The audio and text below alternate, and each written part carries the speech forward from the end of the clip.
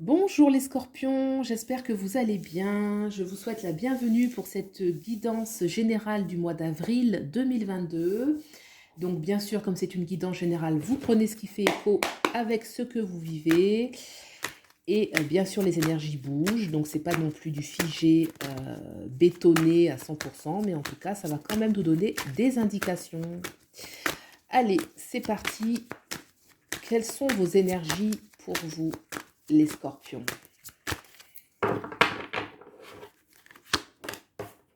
La reine des coupes. Très très belle énergie de la reine des coupes. Oh, le monde. Et c'est comme ça. Donc là, déjà, ça commence fort.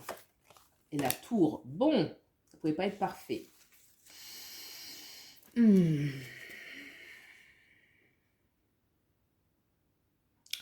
Il peut y avoir pour certains une remise en question sur une notion d'accomplissement, une notion d'accomplissement dans la sphère sentimentale, dans la sphère familiale. Il peut y avoir des bouleversements, oui, des remises en question, des changements de croyances. On voit que le monde et la tour à côté, c'est deux arcades majeures, bien sûr. Et le monde me parle quand même du but un petit peu dans sa vie, du but d'incarnation, de ce qu'on veut réaliser, de ce que l'on souhaite. La tour à côté me parle que ces notions-là sont bouleversées. Il peut y avoir des événements soudains, il peut y avoir des choses qui vont remettre en question un petit peu la figure de la reine des coupes, qui est celle qui aime, celle qui donne, la figure de la mère, de la femme, de l'amante, de la maîtresse. Donc la notion c'est de ce qu'on aime. Donc on voit là qu'il y a quand même des grands bouleversements pour vous pour ce mois d'avril, les scorpions. D'accord? On va aller voir qu'est-ce qui peut se passer dans la sphère. On va commencer par le sentimental ici. Qu'est-ce qui se passe pour nos scorpions dans la sphère sentimentale? On a le 9 d'épée. Bon, le 9 d'épée et en dos deck, les amoureux. Donc, il y a une notion de choix pour vous, les scorpions, dans le domaine sentimental qui vous préoccupe. Ça peut être vous qui faites des choix, ça peut être votre autre, ce qui occasionne quand même du souci quant à la stabilité de la relation. Il peut y avoir des bouleversements.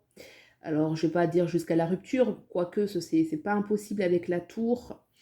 Mais en tout cas, il y a des choses qui vous bouleversent, qui remettent un petit peu à plat les choses sur votre regard sur votre accomplissement. Hein. Moi, je ressens un petit peu ça.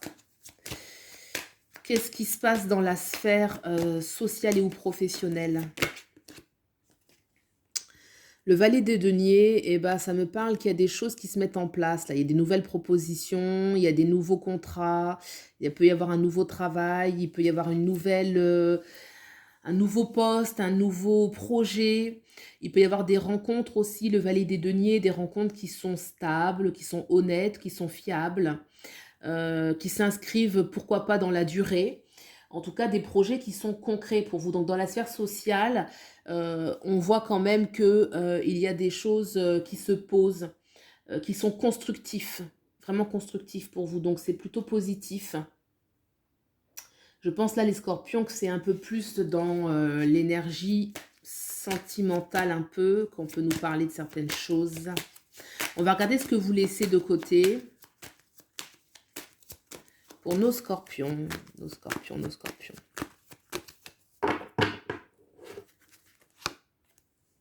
Le valet des bâtons. Vous laissez de côté il y a eu peut-être un enthousiasme pour un nouveau départ, un engouement, peut-être aussi une précipitation. Le valet des bâtons, c'est celui qui est prêt pour un nouveau départ, mais qui est assez fulgurant, qui veut que les choses aillent vite, que les choses aillent vite, avec une certaine spontanéité, une certaine confiance, une grande foi en ce qu'il veut, ce qu'il souhaite. Et on voit bien que là, il y a une énergie qui ralentit. Le valet des deniers, on parle bien que ça prend du temps dans la sphère professionnelle, dans la sphère sociale. Donc, on construit, on va dire, patiemment et non pas dans la précipitation. Dans la sphère sentimentale, on peut effectivement bah, peut-être mettre de côté un certain engouement, hein, il peut y avoir une situation là qui vient remettre en question certaines choses. Donc je pense il peut y avoir une petite baisse au niveau de l'entrain, de l'élan, quelque chose comme ça là. Parce qu'il y a des remises en question peut-être qui sont là, hein, des remises en question profondes hein, sur... bon, j'ai quand même le 8 qui tourne. Hein.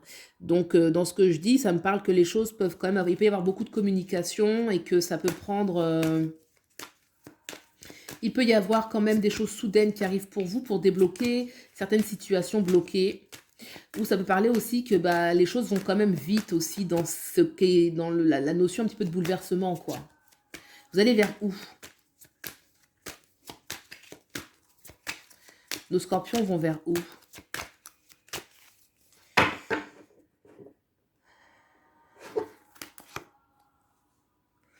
Le 7 d'épée. Bon, le 7 d'épée, clairement, on fait face à une situation où... Comment je vais mettre ça là, comme ça?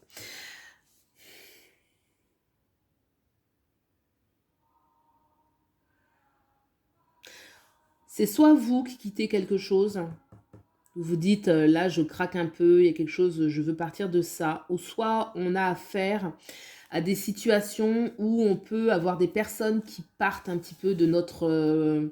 Parce que le 7 d'épée, ça peut parler de je prends un peu la fuite. Je prends la fuite par rapport à quoi? Est-ce que c'est vous qui prenez la fuite parce que le choix que vous avez à prendre, ma foi, vous amène à quitter quelque chose, à mettre fin à quelque chose? Est-ce que c'est une personne autour de vous, notamment sur le plan sentimental, qui est plutôt en train de prendre la fuite? Ce qui occasionnerait des préoccupations. Vous voyez, j'ai un peu ces deux énergies, ça va dépendre de ce que vous vivez. Je vais prendre une autre carte pour ce 7 d'épée, ce vers où vous allez.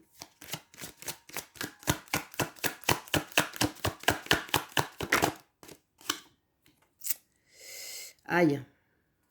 Bon, les scorpions, ce tirage, bien sûr, il ne parle pas à tout le monde. C'est pas un tirage facile. Parce que ça me parle quand même de blessures. Ça me parle quand même de blessures. Le 10 d'épée, le 7 d'épée, on voit bien que il y a une fuite qui occasionne de la souffrance. C'est possible que ce soit une personne autour de vous, sur le plan sentimental peut-être, qui décide de quitter une situation, de ne pas faire face aux communications, ou en tout cas, qui peut avoir une communication pas totalement honnête, qui va occasionner des blessures. Le 10 d'épée me parle toujours de fin de cycle. Hein. Donc, moi, je pense qu'il y a effectivement dans ce tirage quelque chose qui annonce une blessure, une fin d'un cycle. Est-ce que c'est la fin, par exemple, d'une relation? C'est pas impossible, mais pas forcément, parce que des fois, il y a plusieurs cycles dans une relation. Hein. Donc, le mois peut être difficile, des illusions.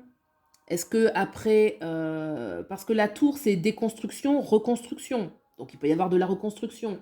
Le 10 d'épée, c'est pareil. Mais après, il ne faut pas non plus s'illusionner. Donc, c'est à vous de voir un petit peu par rapport à ce que vous vivez, si c'est une fin de cycle ou une fin vraiment d'une page, hein, d'une page qui se ferme. Moi, c'est un petit peu l'énergie que j'ai ici.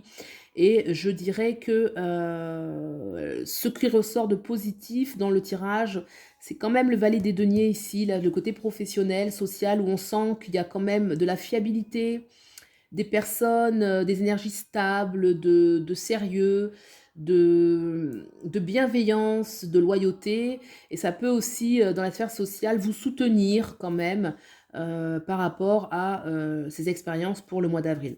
Voilà, donc je suis désolée, c'est comme ça que les cartes me transmettent le message et je vous les transmets tel quel. Je vous souhaite le meilleur, prenez bien soin de vous et je vous dis à bientôt. Au revoir.